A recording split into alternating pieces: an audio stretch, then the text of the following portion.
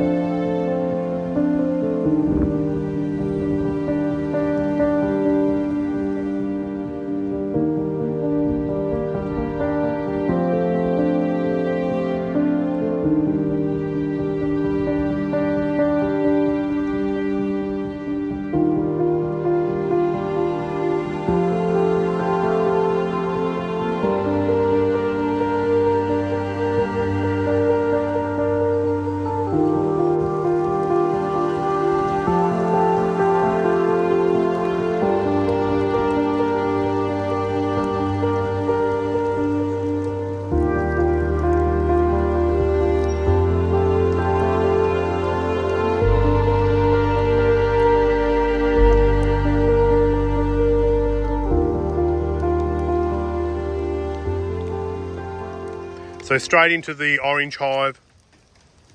Looks like those sticks in the feeder stop those bees from dying. Still quite a small cluster. I'll feed these guys up. So here we are in the silver hive or the grey hive. Looks like that brood around the outside is a little bit healthier than that older brood, which was laid when they didn't have any food. Their feed is empty.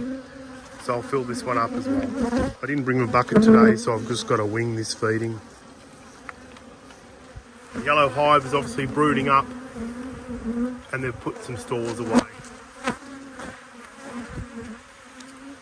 I'll fill these guys up.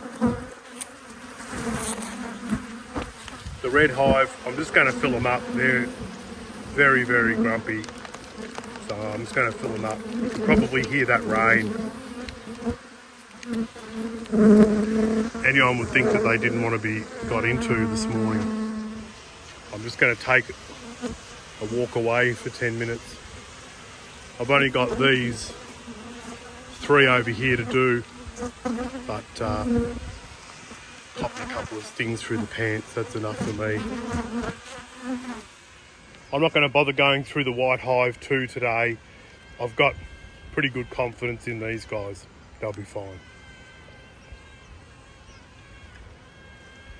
The silly thing about me having to feed the bees 2 months into spring is that the Leptospermum continenale, or prickly tea tree, is actually in full flower, and this is what we get a version of Manuka from down here in the Otways.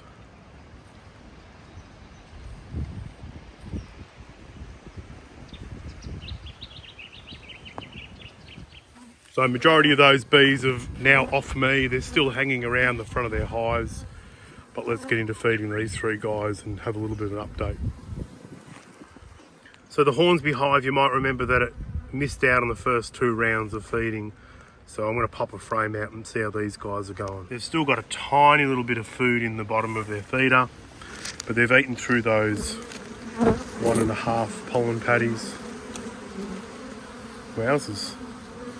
They're grumpy.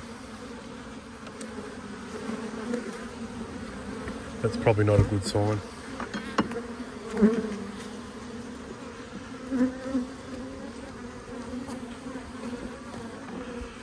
Okay, so we've got brood.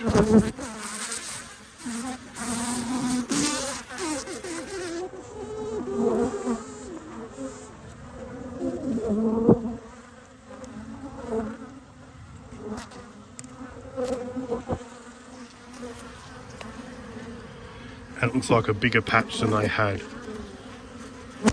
a while ago, and there's some brood in there as well. And I did also see some bit of nectar up the top there.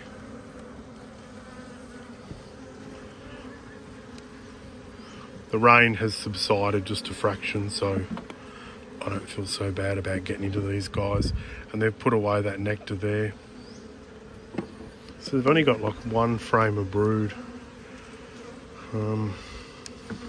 I've got another pollen patty which came out of the blue hive, which I'm going to give to them. Hopefully there's some brood on here. Yikes.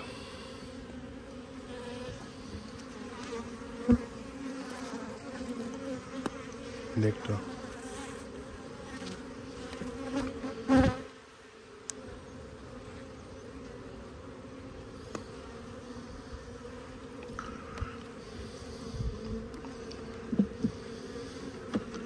So one frame of brood.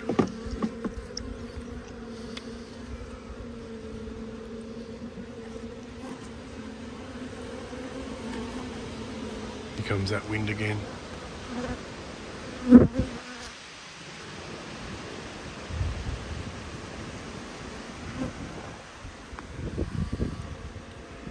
There's our queen. I'm doing my best, Robin.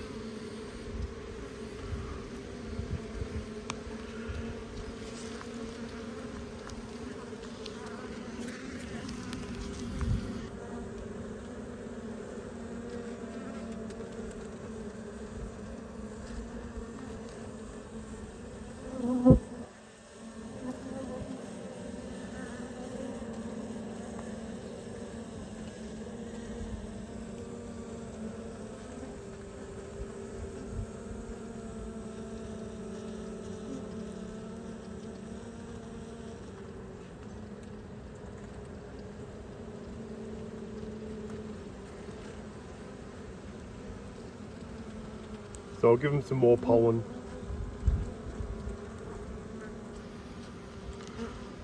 And close them up. Obviously they're starting to get a little bit better.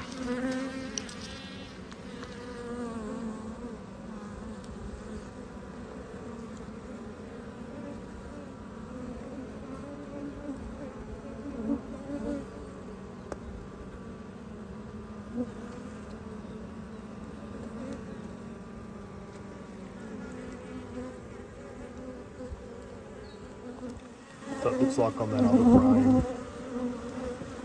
next to, look at that, that's a dead emerging bee. There's some brood.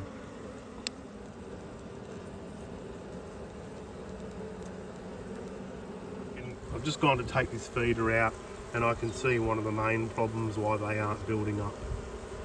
So I'll put some sticks in here. So I've given them another pollen patty that I had laying around and filled up that feeder, put some sticks in it.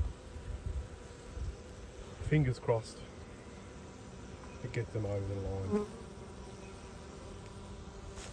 That's how many dead bees there were in that feeder. It's just not acceptable. Sorry guys.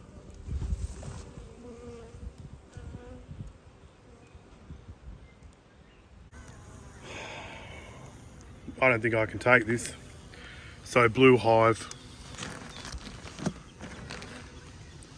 dead as a doornail.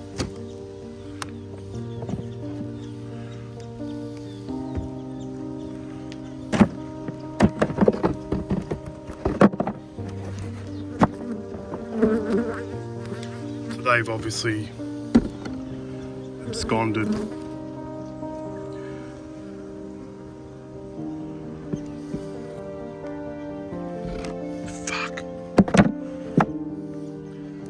Look at those wax moth grubs up there.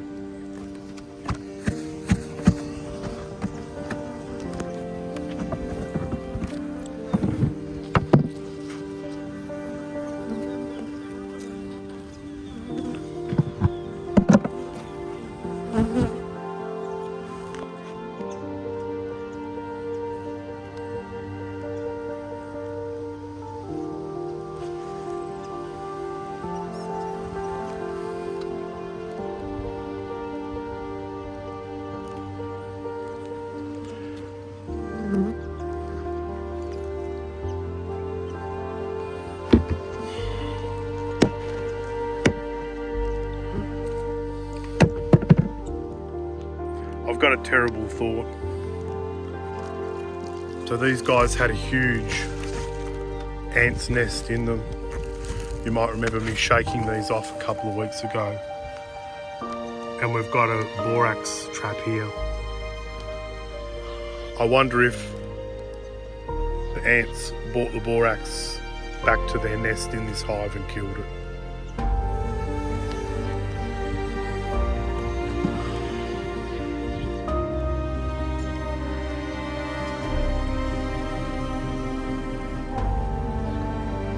Can't believe it.